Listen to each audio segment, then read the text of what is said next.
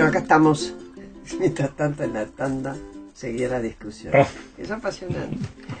Bueno, Patricia Tapata Valdés, Hugo Besetti, Alejandro Katz, juntos están con Pablo y conmigo, discutiendo el tema de qué significan hoy o qué lugar ocupan hoy el tema de derechos humanos acá en Argentina y también en América Latina. Si queremos podemos estirarnos un poco más allá, ya que este es un momento muy especial en el mundo. Hemos visto el asesinato del periodista hace poquito de Arabia Saudita, con total ligereza, ¿no? Y un presidente de Estados Unidos que sigue defendiendo al príncipe, que todo el mundo supone que lo mandó a asesinar. Estas cosas increíbles que ocurran, pero están pasando. Bueno, vamos. ¿Vos, Patricia, estabas usando la palabra o ya la cediste? ¿Qué pasó hoy? No, estaba tratando de pensar, estoy tratando de volver a nuestro país y a las cosas que nos pasan, que son graves. Me parece que por lo menos en estos días somos muchos los que hemos pensado en la anomia que tenemos como país, en la falta de reglas, en Carlos Nino, en las dificultades, y eso para mí tiene también mucha vinculación con el tema que nos ocupa hoy, ¿no? Cuando yo empecé la intervención esta tarde, decía que los derechos humanos empezaron a ejercerse, digamos, ya en el ámbito democrático, con una tradición muy fuerte que se había forjado durante la dictadura y con un ejercicio que apreciaba mucho el ámbito democrático. Pero después, al alejarse, que me parece que entró en esta anomia de la falta de reglas y dejó de ser quizás una intervención constructiva para fortalecer la democracia, y entonces no terminamos, o sea, esta cuestión que la gente que viene de fuera señala tan presente en la Argentina, de que nada puede ser establecido porque es una actitud rígida, represiva, que coarta derechos. Entonces estamos convirtiéndonos cada vez más en una sociedad profundamente desordenada, sin reglas, desarticulada, donde ni siquiera esos derechos que están haciéndole falta a partes importantísimas de la población que está bajo la línea de pobreza pueden discutirse de manera sensata en un ámbito democrático, de cómo hacemos con este sistema económico que no reparte de manera justa. O sea, todo se convierte en objeto de lucha política. Exacto. Y me parece que hay otras cosas que debieran estar presentes en el debate sin dejar la pugna por el reparto de la riqueza, ¿no? Yo quería preguntar, sí, Hugo, dale. No. Simplemente que ahí hay un tema fundamental en la relación con la política y con la construcción democrática, ¿no? Que es que en los derechos humanos hay una promesa hacia el futuro. Sí. Digo, y eso, en realidad, además de los 70 años de la Declaración del 48, habría que volver a un primer paradigma de Declaración de los Derechos Humanos, que es 1789, que también era la promesa de un futuro que iba a dejar atrás, digamos, el despotismo del antiguo régimen. Y uno puede decir, bueno, en pequeño se repite, porque efectivamente en el 83 había ahí, incluso exagerada o con mucho de ilusión, la promesa, que entonces suponía ya no la versión defensiva, bueno, que no me maten, que no me pongan preso, que no me contaminen, sino la definición positiva, productiva, bueno, generar una justicia integral, ¿no?, instalada en la sociedad. Y ahí empiezan los problemas, porque ¿sobre qué tradición construir? Y en la Argentina se construyó muy básicamente sobre una tradición de izquierda, y esa tradición de izquierda es la que emerge cada vez más, y ahora de un modo más crudo, cuando en realidad, cuando uno piensa... Y esa tradición de izquierda no tiene una relación muy directa con el derecho, con los derechos en general, porque es una tradición fundada en la excepción. La revolución es la excepción que cancela o relega los derechos en función del objetivo revolucionario. Eso es claro que se piensa así. Con respecto a los usos políticos de los derechos humanos, anclados ya en los 70, ¿por qué creen que, por dónde pasa la polémica, el debate cada vez que los familiares de los caídos, de los caídos, de los asesinados, de los asesinados por las organizaciones guerrilleras, ¿sí? En democracia, o sea, de 73-76, donde hacen hincapié? ¿Por dónde pasa la polémica cada vez que piden la reivindicación de los derechos humanos de esas víctimas? Bueno, a ver, la idea de una violación de los derechos humanos exige unas condiciones particulares tanto de las víctimas como de los actores. No cualquier víctima en una sociedad es una víctima de una violación no cualquier crimen es un crimen de lesa humanidad. Así es. Lo que provoca rechazo en esas reivindicaciones es el intento de convertir crímenes que sin duda deberían haber sido en su momento juzgados como tales, y parte del problema de nuestra historia es que no lo fueron, convertir crímenes que no fueron juzgados como tales en su momento en delitos de lesa humanidad que no lo fueron.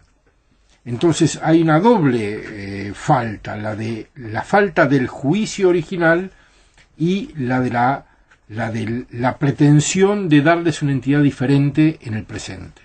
Yo pediría, porque no quiero hacerlo yo, porque lo he dicho muchas veces, que ustedes dieran la definición de lo que significa el delito de lesa humanidad. Claro. ¿Quién lo comete y en qué circunstancias? Que de últimas ha habido un juicio en Rosario sobre el caso del coronel Larraure, que la familia apelaba, etcétera, y que me gustaría que lo plantearan, porque a veces yo creo que se mueve a confusión. Exacto. Y bien intencionada. Exacto.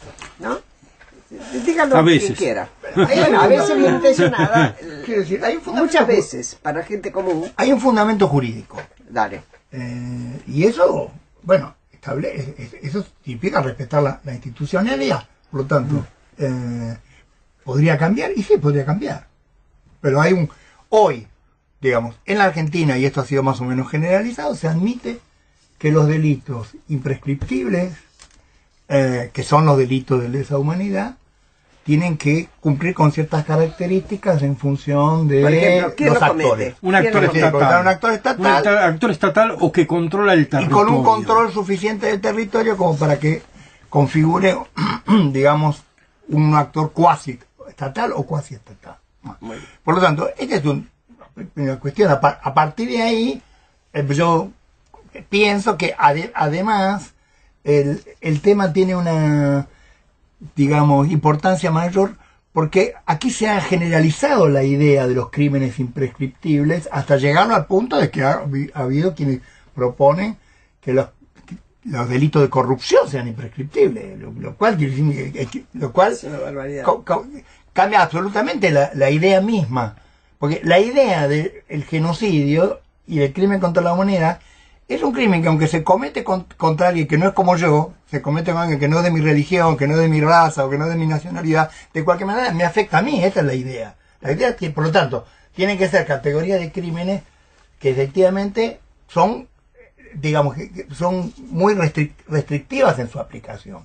Ahora, distinto decir que los crímenes cometidos por la guerrilla son insignificantes y no merecen ser discutidos en términos de su significación histórica y de lo que enseñan acerca de lo que fue esa cultura revolucionaria de la izquierda. Digo, esa es otra cuestión. Claro, esa visión de que siempre había un bien superior que justificaba un asesinato. Bueno, sí, por nosotros supuesto. decimos eso no es verdad. Pero bueno, parte del reclamo de considerar a los delitos cometidos por las organizaciones armadas en los 70, parte del reclamo de considerar los delitos de lesa humanidad tiene que ver justamente con volverlos imprescriptibles. Claro. Y yo entiendo que el delito sin sanción es muy difícil de soportar para quien lo padece o para quien es próximo al que lo padeció. El delito sin sanción es una de las marcas más injustas de una sociedad, sobre todo delitos de un nivel de crueldad y de arbitrariedad como los delitos políticos. Y digo de crueldad y de arbitrariedad porque justamente la política es lo que debería evitar el crimen. Entonces se trastorna un orden que es el que nos da un piso común, quiero decir, la pertenencia a una comunidad para todos nosotros. Ahora, así como mencionabas el fallo de la Corte Suprema respecto al 2x1 y la irritación que eso provoca en familiares de víctimas de la dictadura, ¿no? Del otro lado, no es aceptable el reclamo de convertir en delitos de lesa humanidad a aquellos que no lo fueron por su misma naturaleza. Ahora, Sí, cuando sobre vos todo- decís, perdóname una cuestión, Patricia, enseguida te doy No, la no, palabra. está bien. Cuando vos decís delitos sin sanción, en realidad la mayor parte de los delitos cometidos por la gente que estaba en la lucha armada fue sancionado. Solo que fue sancionado en la clandestinidad. Claro. La mayor parte de ellos, no todos, fueron enjuiciados en secreto por un tribunal no legal, alguien que tenía la autoridad para decidir si vivía o no vivía, fueron sometidos a tortura en secreto y su suerte se definió en ese lugar, en secreto. Es decir, cierto, que la pero sanción eso- existió, no es pública. No, Y yo esto es- ahí me- perdóname, ahí- ¿Tú perdóname. estás refiriéndote a la sanción por parte del Estado que actuó de manera De ilegal? la dictadura. Sí, ok. La dictadura, Claro, pero cuando la no es dictadura sanciones. secuestraba, Claro, pero- era una, a ver, estoy tomando la Sí, palabra sanción porque él dijo, es doloroso para alguien que perdió una persona que no haya habido sanción. Yo les tengo que decir a quienes estén en ese lugar que lo que yo he visto de los resultados a posteriori, y siguen apareciendo todavía, muchos de ellos fueron asesinados después de haber sido capturados. Después porque Claro, pero alguien eso bajo es una- una- eso es una es cierto. vendetta, no es, es un vendetta. enjuiciamiento. Eso pero está en es el plano de sanción. la retaliación, no dije no que de era la justicia. sanción. No dije que era No, justicia. pero yo me atrevería a Perdóname, discrepar. pero lo que quiero, ¿por qué quiero dejar esto por sentado? Porque es como, tal vez, y lo que deberíamos decir, estas son las consecuencias de lastimaduras extras que quedan en toda la sociedad, también en aquellos que fueron víctimas de la guerrilla, por el accionar de otro sector de la sociedad que se apropia del poder y es los tres poderes al mismo tiempo. Yo- el poder ejecutivo, legislativo y judicial. Yo estoy de acuerdo, pero yo te diré algo, Graciela, es un poco abstracto lo que voy a intentar decir, así que discúlpenme si decilo no es nomás. claro. La sanción, para que funcione desde el punto de vista social como reparación de un daño, debe ser recibida por un culpable. Y lo que hizo la dictadura fue convertir en víctimas a las todos. personas. Así es. En ese momento, en el momento en el que son convertidas en víctima, dejan de ser la misma persona que debería haber recibido la sanción. Totalmente de Ya no acuerdo. están recibiendo una sanción que repara un daño, sino que se convierten en una víctima absoluta. Se corta en la tortura y la desaparición, se corta la relación de causalidad con lo que esas personas hicieron antes. Lo que reciben carece de vínculo de merecimiento. No hay, y la sanción implica un merecimiento. Así es. Y Por están- eso no se repara nada. Están así, Alejandro, que yo sostuve muchas veces y hace mucho tiempo, no había gente más inocente que los desaparecidos. Así es. De que sucesivos jueces y autoridades de seguridad decían, no lo tenemos detenido y nadie lo está buscando, no hay acusación. Así es. Por eso no hubo Sí, sanción. por eso, Me bueno, parece que eso yo- confunde tenés- mucho. Claro que confunde. Sí, claro, porque justamente si algo tratamos de instalar cuando trabajamos en derechos humanos es que no hay que generar un doble estándar, que las reglas con las que se juzgan, se sancionan las violaciones a derechos humanos tienen que ser siempre las mismas. Así es. Y que utilizamos las reglas que impuso la comunidad internacional para guiarnos y orientarnos.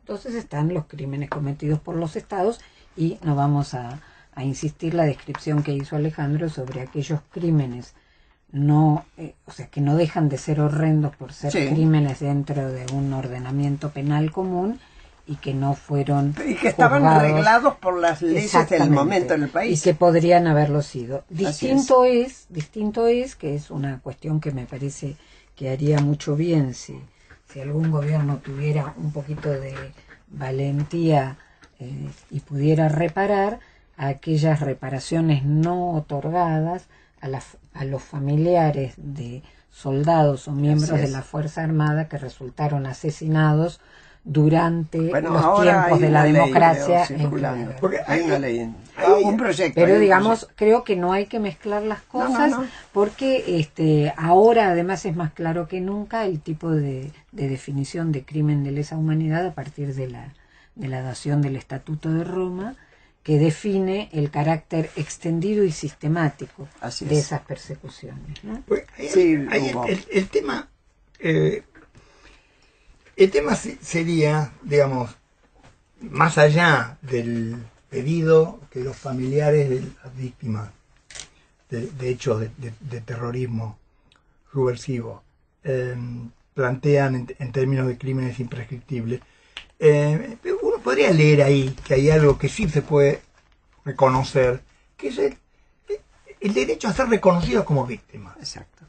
Y el reconocido como víctima quiere decir una responsabilidad del Estado y de la sociedad, particularmente en el periodo, digamos, democrático, es decir, anterior a la dictadura, en su incapacidad de proteger el derecho a la vida y a la libertad.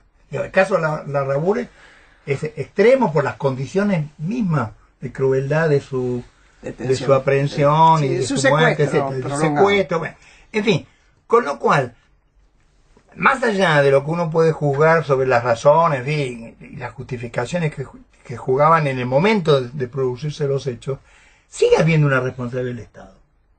Y en su momento, hay que decirlo, en su momento Alfonsín quiso cubrirlo con la decisión de someter también a Y lo juicio hizo. a las cúpulas guerrilleras, en fin, o sea que había una idea de que la reparación, aunque fuera efectivamente un volumen mucho menor de víctimas, en condiciones diferentes, sobre todo por lo que decías, Graciela, de que los ejecutores de esos delitos, en la mayoría de los casos, habían sido asesinados por la propia dictadura, pero de cualquier manera, que había ahí un universo de víctimas que debían ser reconocidas Así como es. tal.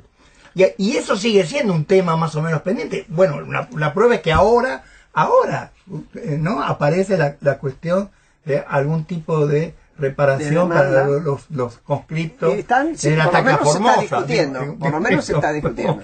Sí, yo agregaría una hipótesis que no tengo muchos elementos para sostener más que la intuición o quizás el hecho de que me resulta útil para explicar cosas, pero creo que en esto que estamos comentando, lo que decía Patricia, lo que dice Hugo recién, la falta del reconocimiento del estatuto de víctimas y la falta de un reconocimiento del abandono no solo después de que fueron víctimas, sino de la obligación del cuidado antes de que lo fueran. Creo que eso se relaciona con lo que comentábamos muy al inicio del programa en relación con la apropiación facciosa de los derechos humanos. Sí. Porque aquí hay una zona oscura en el sentido de una zona no dicha, de una zona no hablada. Y creo que muchas de las personas que tuvieron protagonismo en las organizaciones armadas de los 70 hacen de la reivindicación de aquella época, hacen un atajo en relación con la mala conciencia. Y un silencio. Sí, pero un atajo en relación con la mala conciencia homicida. Quiero decir, el caso de una persona que mató a otra a sangre fría y que 30 años después solo puede darle sentido a ese crimen, volviendo a reescribirlo con la misma lógica que cuando lo cometió. Y creo que si no podemos resolver una cosa, no vamos a poder resolver la otra tampoco. Creo que estamos bordeando en Argentina una zona oscura que al menos mientras estos protagonistas estén en esa zona va a ser muy difícil de resolver. Bueno, porque no se quiere discutir el tema de la violencia, ¿no? Así es. Que es básicamente lo que está a la base y que puede ser explicado en épocas históricas y con contextos, pero que, digamos, se han discutido sus efectos, sus consecuencias, pero no las opciones de entonces, que me parece, lo cual no quiere decir que no haya habido esfuerzos, muchos y algunos muy importantes, pero me parece que y una de las cosas que creo que ha dañado y mucho es que estos casos que hemos mencionado han sido puestos a un costado porque ganó, o sea, porque para hablar de cómo resolver los temas de nuestra historia se los envolvió en una épica que no ayuda para nada, porque la épica no explica, la épica no hace recuento histórico. Es consignista, ¿no? Sí, y yo creo que eso... La épica cristaliza, porque claro, la épica no es histórica, la épica está en el terreno del mito, no de la historia. Exacto. Y en el terreno del mito se cristalizan caracteres, el héroe, la víctima y el malo, pero no hay volumen. Y como están así tan etiquetados, es imposible entender el juego de esos actores porque cualquier cosa que uno diga quita del cajón correspondiente y sí. Ahí habría que poner el foco, digamos, sobre el fracaso de la política. Me parece que en realidad el fracaso de la política comienza en 1973, porque la amnistía de 1973, votada prácticamente por todos, suponía el desarme, actuada antes incluso, ¿no? Pero suponía el desarme.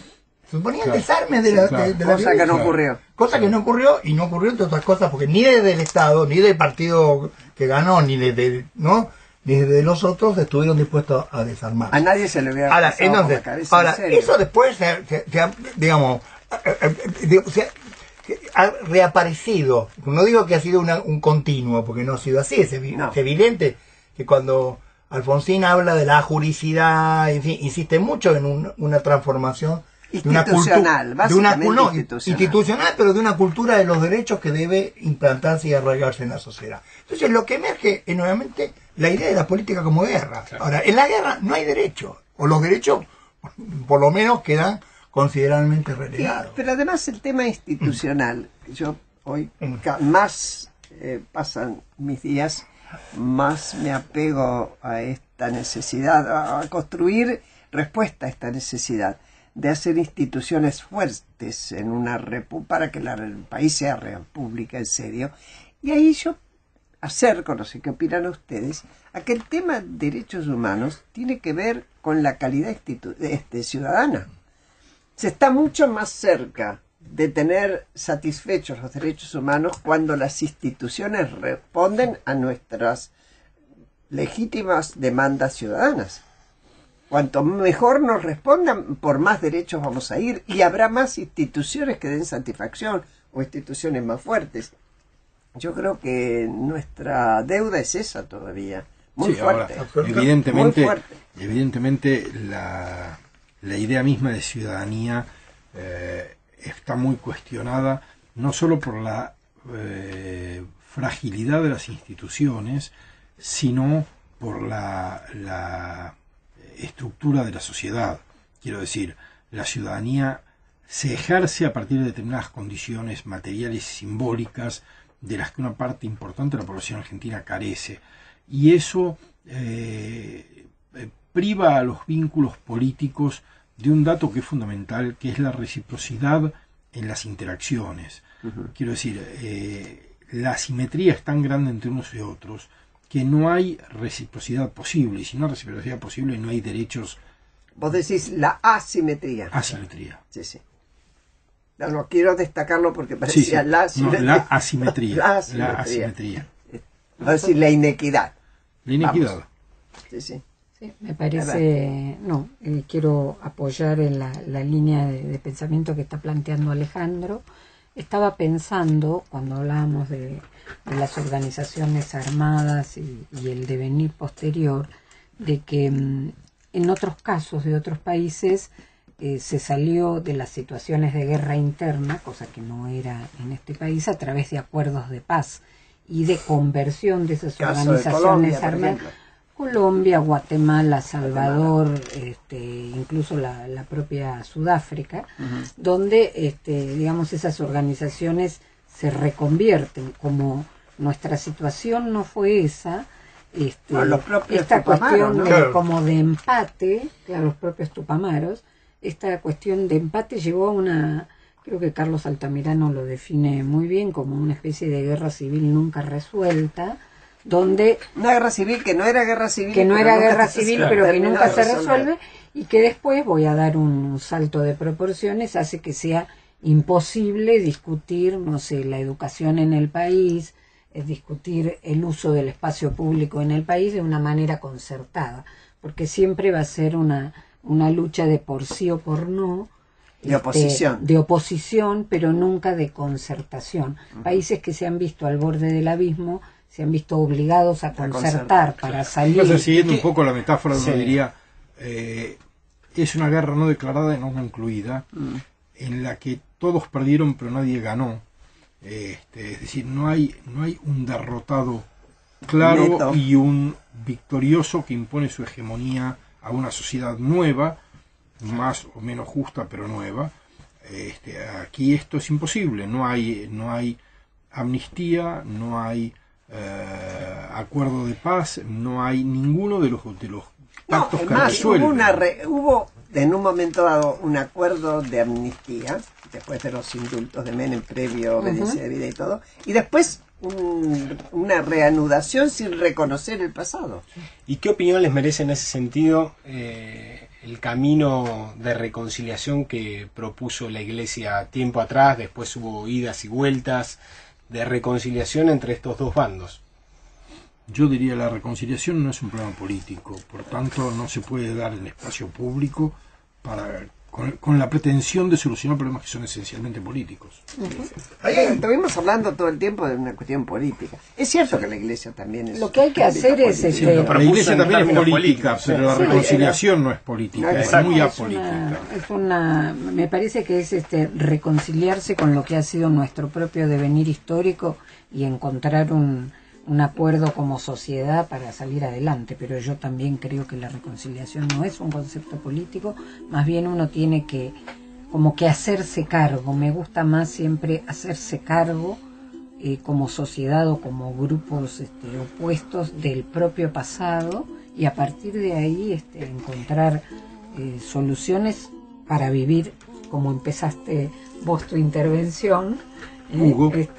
Hugo, perdón, que dijiste, bueno, el concepto de Arendt, de cómo Los encontramos diferentes. formas Claro, de vivir en común quienes somos Quienes somos diferentes. El tema, el sin tema tiene que ver con... tratarnos como enemigos. Justamente, el tema es cómo entender y procesar esa diferencia. Porque en realidad hay como distintas dimensiones. Yo tengo ahí como una visión tópica, si ustedes quieren. Hay viejas representaciones, se remitan por lo menos a los años 30, de que hay las dos Argentinas irreconciliables. Y eso alimenta la política. Ahora, después sí, más concretamente está cómo procesar, discutir, elaborar los crímenes y el modo de resolver esos crímenes de los años 70. Me parece que obviamente eso se inscribe en esa historia más larga, pero tiene rasgos particulares, ¿no? Bueno, Si Argentina no Sí. pudo hacer ese proceso en épocas en el que el mundo era un mundo Propicio. en el que las diferencias tendían a zanjarse de otro modo, Propicio. en estos tiempos en los que todos parecen exaltar la confrontación, creo sí. que nos va a costar mucho más. sí, se hace más El contexto internacional no ayuda para nada. No, Y, absolutamente. y las actitudes de uno y otro sector hacia ese contexto tampoco las internacional internas. Tampoco. Bueno, vamos a cerrar hoy acá. Les agradezco un montón. A vos, Graciela, todo como lo siempre. Muchas que gracias. hemos hablado. Sí, No ha gracias, sido la gran Pablo. alegría gran, pero bueno, había que recordar esto y reflexionar sobre qué hicimos con todos esos momentos que vivimos en cada circunstancia que nos tocó enfrentarlos. A ustedes, los oyentes, les agradezco una vez más que nos hayan acompañado. Les deseo que terminen muy bien el día domingo Me despido hasta el otro domingo, como siempre, y ya saben, no se muevan, no cambien el dial, porque sigue La Otra Mirada con Gustavo Mura, que vale la pena.